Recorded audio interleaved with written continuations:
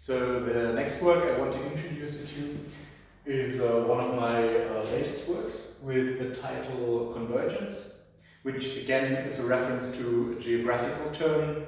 If you think of the intertropical zone of convergence, which is basically a line around the equator where masses of air would converge, basically like a collision high above in the stratosphere, often leading to phenomena like heavy rain and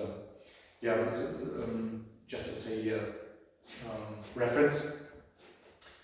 And again, as you can see, the piece is largely influenced by these language that gives us notions of desert landscapes, at the same time rivers flowing along.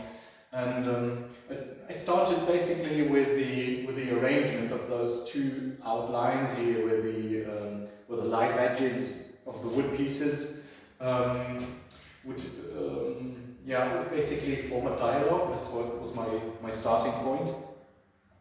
And from there I began just to read what's there, because especially these pieces are very expressive in their own grown structure in the grain. And then basically from there I read was there, taking features like these knots to form counterparts, and reading the dynamic of those maple pieces. So the format as well, it's like a larger piece and a smaller piece, which again brings us to the notion of seeing the small inside the large picture, the big picture basically. So microscopic and macroscopic world set into dialogue. Yes, and it's also at the same time for me, I see it as a dialogue between me as the maker and the material itself. So it wasn't only my own idea that led me to the conclusion of this piece, but rather the interpretation. I see myself more as the one who interprets what's there. But of course, gives the final piece its form.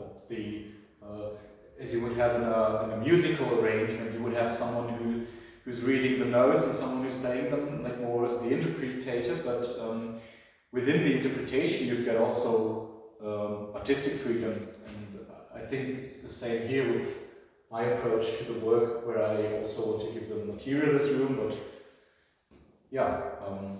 of course, express my own ideas.